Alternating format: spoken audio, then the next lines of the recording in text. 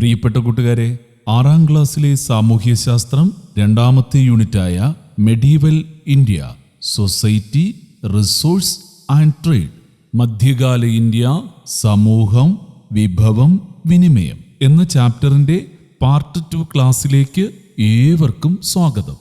ഈ യൂണിറ്റിന്റെ ആദ്യ പാർട്ട് ക്ലാസ് കാണാത്തവർക്ക് ക്ലാസിന്റെ ലിങ്ക് ഡിസ്ക്രിപ്ഷൻ ബോക്സിലുണ്ട്, അതുകൂടി കാണുക. ഇനി നമ്മൾ പഠിക്കാൻ പോകുന്നത് വിജയനഗരത്തെക്കുറിച്ച് ഇറ്റാലിയൻ സഞ്ചാരിയായ നിക്കോളോ കോണ്ടി നൽകിയ ഈ വിവരണം മുതലാണ്. നിക്കോളോ കോണ്ടി എന്തിനെക്കുറിച്ചാണ് പറഞ്ഞിരിക്കുന്നത്? ടൗൺസ് ആൻഡ് ട്രേഡ്, മധ്യകാലഘട്ടത്തിലെ വിജയനഗരത്തിലെ നഗരങ്ങളെക്കുറിച്ചും അക്കാലത്തെ വാണിജ്യ കേന്ദ്രങ്ങളെക്കുറിച്ചുമാണ് പറഞ്ഞിട്ടുള്ളത്. എന്തൊക്കെയാണ് പറഞ്ഞിട്ടുള്ളത് എന്ന് നമുക്ക് നോക്കാം. The great town Vijayanagara is situated near steep mountain ranges. Steep mountain ranges എന്ന് പറഞ്ഞാൽ എന്താണ്? കിഴുക്കാം തൂക്കായ മലനിരകൾ.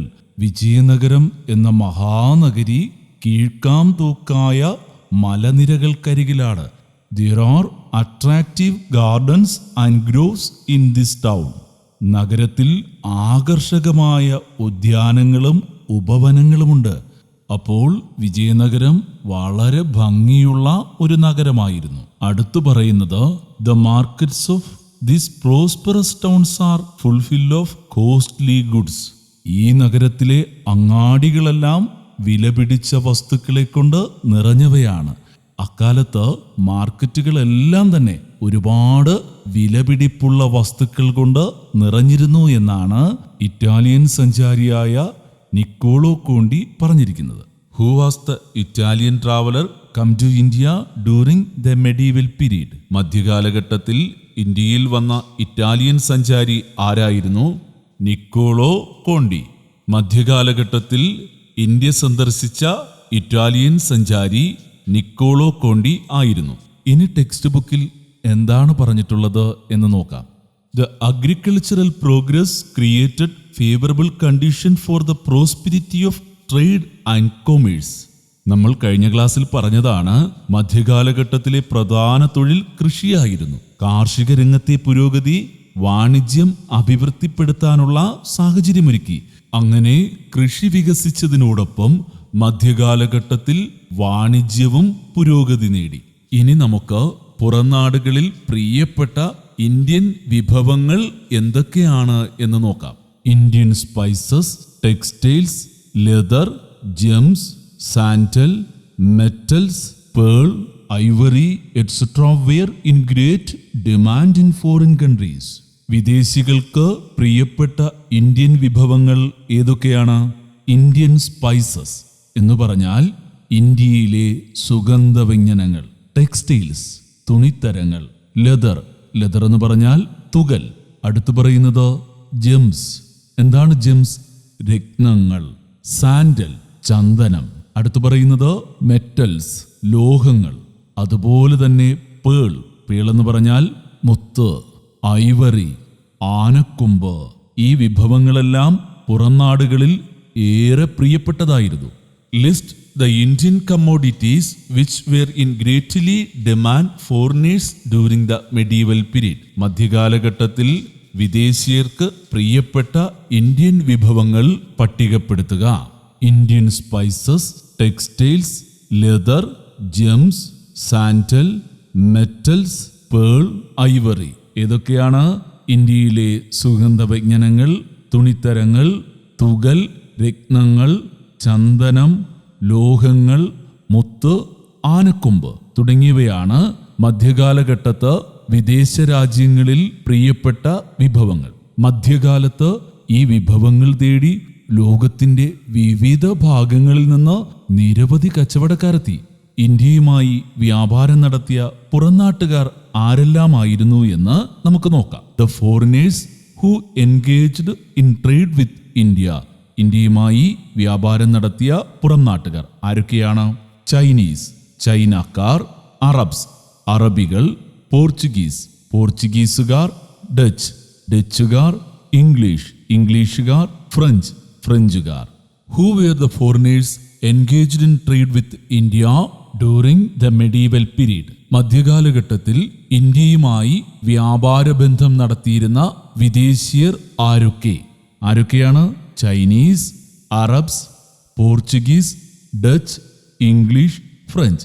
ചൈനക്കാർ, അറബികൾ, പോർച്ചുഗീസുകാർ, ഡച്ചുകാർ, ഇംഗ്ലീഷുകാർ, ഫ്രഞ്ചുകാർ. ഇവരാണ് മധ്യകാലഘട്ടത്തിൽ ഇന്ത്യയുമായി വ്യാപാരം നടത്തിയ പുറം നാട്ടുകാർ. ടെക്സ്റ്റ് ബുക്കിൽ ഈ ബോക്സിൽ നൽകിയിട്ടുള്ള കാലിക്കോ ആൻഡ് കാലിക്കറ്റ്, കാലിക്കോയും കാലിക്കറ്റും എന്താണ് എന്ന് നമുക്ക് നോക്കാം. Cotton textiles were exported from Calicut. Kozhikode നിന്ന് പരുത്തിത്തുണിത്തരങ്ങൾ മറ്റു സ്ഥലങ്ങളിലേക്ക് കയറ്റുമതി ചെയ്തിരുന്നു. These textiles were known as calico in the European market. ഈ തുണിത്തരങ്ങൾ യൂറോപ്യൻ വിപണിയിൽ കാലിക്കോ എന്നാണ് അറിയപ്പെട്ടിരുന്നത്. എന്താണ് calico? Cotton textiles were exported from Calicut. These textiles were known as calico in the European market. Kozhikode നിന്ന് പരുത്തിത്തുണിത്തരങ്ങൾ മറ്റു സ്ഥലങ്ങളിലേക്ക് കയറ്റുമതി ചെയ്തിരുന്നു. ഈ തുണിത്തരങ്ങൾ യൂറോപ്യൻ വിപണിയിൽ കാലിക്കോ എന്നാണ് അറിയപ്പെട്ടിരുന്നത്. അതിനുള്ള കാരണമെന്ന് പറയുന്നത് Kozhikode was called Calicut by the Europeans. കോഴിക്കോടിനെ യൂറോപ്യന്മാർ കാലിക്കറ്റ് എന്നാണ് വിളിച്ചിരുന്നത്. അപ്പോൾ കാലിക്കറ്റിൽ നിന്ന് കൊണ്ടുവരുന്ന തുണിത്തരങ്ങളായതുകൊണ്ട് ഈ തുണിത്തരങ്ങളെ യൂറോപ്യന്മാർ കാലിക്കോ എന്ന് വിളിച്ചിരുന്നു. വീണ്ടും പാഠപുസ്തകത്തിൽ 2 സഞ്ചാരികളുടെ സഞ്ചാരക്കുറിപ്പുകൾ നൽകിയിട്ടുണ്ട്. The first one Ibnu Battuta, the second one റാൽഫിച്ച്. ഇവരുടെ സഞ്ചാരക്കുറിപ്പുകൾ വായിക്കുന്നതിന് മുമ്പ് ഇവർ ഏതു രാജ്യത്ത് നിന്നാണ് വന്നത്, ഏത് കാലഘട്ടത്തിലാണ് വന്നത് എന്ന് നോക്കാം. സൽത്തനത്ത് കാലത്ത് ഇന്ത്യ സന്ദർശിച്ച മൊറോക്കൻ ട്രാവലറാണ് Ibn Battuta. Who was the Moroccan traveller visited India during the sultanate period. സൽത്തനത്ത് കാലത്ത് ഇന്ത്യ സന്ദർശിച്ച മൊറോക്കോ സഞ്ചാരി ആര്? ഇബ്നു ബത്തൂത്തയാണ് സൽത്തനത്ത് കാലത്ത് ഇന്ത്യ സന്ദർശിച്ച മൊറോക്കൻ സഞ്ചാരി. The second one Ralph Fitch. Ralph Fitch English ട്രാവലറാണ്. അദ്ദേഹം ഇന്ത്യ സന്ദർശിച്ചത് ഏത് കാലഘട്ടത്തിലാണ്? മുഗൾ പീരീഡ്. മുഗൾ കാലഘട്ടത്തിലാണ് റാൽഫിച്ച് ഇന്ത്യ സന്ദർശിച്ചത്. Who was the English traveller visited India during the Mughal period. Mughal കാലഘട്ടത്തിൽ ഇന്ത്യ സന്ദർശിച്ച ഇംഗ്ലീഷ് സഞ്ചാരി ആരാണ്? റാൽഫിച്ച്. ഓർമ്മിച്ച് വെക്കണം, ഇബ്നു ബത്തൂത്ത സൽത്തനത്ത് കാലത്തും റാൽഫിച്ച് മുഗൾ കാലഘട്ടത്തിലുമാണ് ഇന്ത്യ സന്ദർശിച്ചത്. സൽത്തനത്ത് കാലത്ത് ഇന്ത്യ സന്ദർശിച്ച ഇബ്നു ബത്തൂത്ത ആ കാലഘട്ടത്തിലെ നഗരങ്ങളെ കുറിച്ച് പറയുന്നത് എന്താണ് എന്ന് നമുക്ക് നോക്കാം. The towns in India are highly populous and wealthy. അന്നത്തെ ഇന്ത്യയിലെ നഗരങ്ങൾ എങ്ങനെയുള്ളതെന്നാണ് പറയുന്നത്? Highly populous and wealthy. വലിയ ജനസംഖ്യയും നിറഞ്ഞ സമ്പത്തുമുള്ള നഗരങ്ങളാണ് ഇന്ത്യയിലുള്ളത്. അടുത്ത് പറയുന്നത് the streets of the cities were flooded with diverse goods. നഗരങ്ങളുടെ തിരുവോരങ്ങൾ വൈവിധ്യമാർന്ന ഉൽപ്പന്നങ്ങളുടെ കമ്പോളങ്ങളാണ്. ഒരു കാര്യം കൂടി നമുക്ക് മനസ്സിലാക്കാൻ കഴിഞ്ഞു. ആ കാലഘട്ടത്തിലെ കമ്പോളങ്ങളിൽ വൈവിധ്യമാർന്ന ഉൽപ്പന്നങ്ങൾ ഉണ്ടായിരുന്നു. അടുത്തു പറയുന്നത് Delhi and Daulatabad are colourful cities. വർണ്ണാഭമായ പട്ടണങ്ങളാണ് ഡൽഹിയും ദൗലത്താബാദും. അക്കാലത്തെ നഗരങ്ങളെപ്പറ്റി ഇബ്നു ബത്തൂത്ത പറഞ്ഞ കാര്യങ്ങൾ മനസ്സിലായല്ലോ. What are the informations can be obtained about the cities of that period from the travelogue of Ibn Battuta. Ibn ബത്തൂത്തയുടെ സഞ്ചാരക്കുറിപ്പിൽ നിന്ന് ആ കാലഘട്ടത്തിലെ നഗരങ്ങളെക്കുറിച്ച് എന്തൊക്കെ വിവരങ്ങൾ ലഭിക്കും? ഇപ്പോൾ നമ്മൾ പഠിച്ച കാര്യങ്ങൾ തന്നെയാണ് അതിൻ്റെ ഉത്തരം.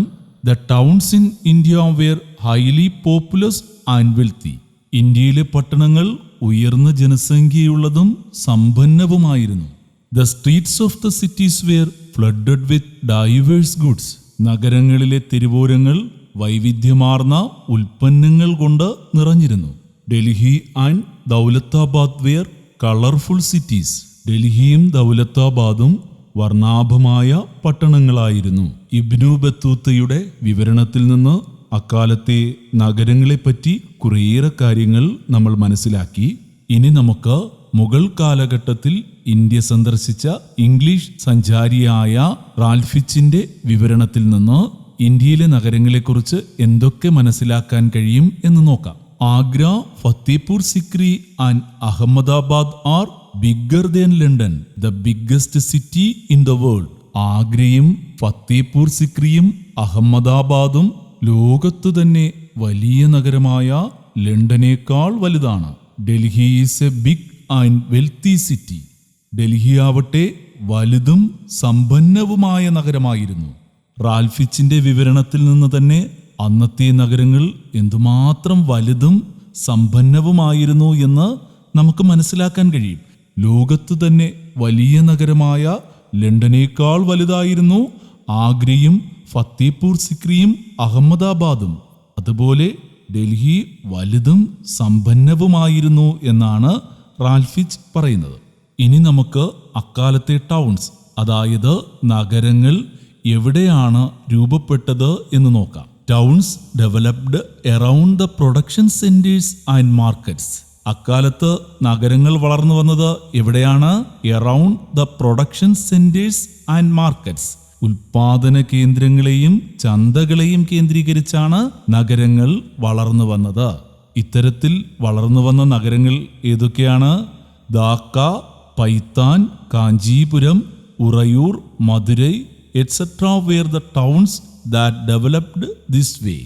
ഇത്തരത്തിൽ ഉൽപാദന കേന്ദ്രങ്ങളെയും ചന്തകളെയും കേന്ദ്രീകരിച്ച് വളർന്നു വന്ന നഗരങ്ങളാണ് ധാക്ക, പൈത്താൻ, കാഞ്ചീപുരം, ഉറയൂർ, മധുര തുടങ്ങിയവ. Which are the towns that developed around the production centres and markets. ഉൽപാദന കേന്ദ്രങ്ങളെയും ചന്തകളെയും കേന്ദ്രീകരിച്ച് വളർന്നു വന്ന നഗരങ്ങൾ ഏതെല്ലാം? ധാക്ക, പൈത്താൻ, കാഞ്ചീപുരം, ഉറയൂർ, മധുര. ഇനി ഇവിടെയുള്ള നഗരവാസികളെ കുറിച്ചാണ് പറയുന്നത്. ആരൊക്കെയായിരുന്നു നഗരവാസികൾ എന്ന് നമുക്ക് നോക്കാം. Artisans, traders, officers, servants, slaves and so on constituted the urban population. Artisans എന്ന് പറഞ്ഞാൽ ആരാണ്? കൈത്തൊഴിലുകാർ. ട്രേഡേഴ്സ് വ്യാപാരികൾ. ഓഫീസേഴ്സ് ഉദ്യോഗസ്ഥർ. സെർവൻസ് പരിചാരകർ. സ്ലേവ്സ് അടിമകൾ തുടങ്ങിയവരായിരുന്നു നഗരവാസികൾ. ആരൊക്കെയായിരുന്നു നഗരവാസികൾ? ആർട്ടിസൻസ് കൈത്തൊഴിലുകാർ, ട്രേഡേഴ്സ് വ്യാപാരികൾ, ഓഫീസേഴ്സ് ഉദ്യോഗസ്ഥർ, സെർവൻസ് പരിചാരകർ, സ്ലേവ്സ് അടിമകൾ തുടങ്ങിയവരായിരുന്നു നഗരവാസികൾ. ഇനി ടെക്സ്റ്റ് ബുക്കിൽ ഒരു മാപ്പ് നൽകിയിട്ടുണ്ട്. Find out the major trade centres of medieval India from the given map.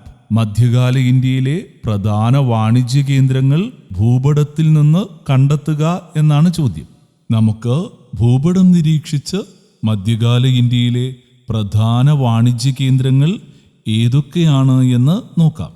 Delhi, Agra, Ahmedabad, Surat, പൈത്താൻ, Hampi, Kozhikode, Kochi, Kollam, Madurai, Thanjavur, Uraiyur, Mahabalipuram, Kanchipuram, Murshidabad, Calcutta, Dhaka.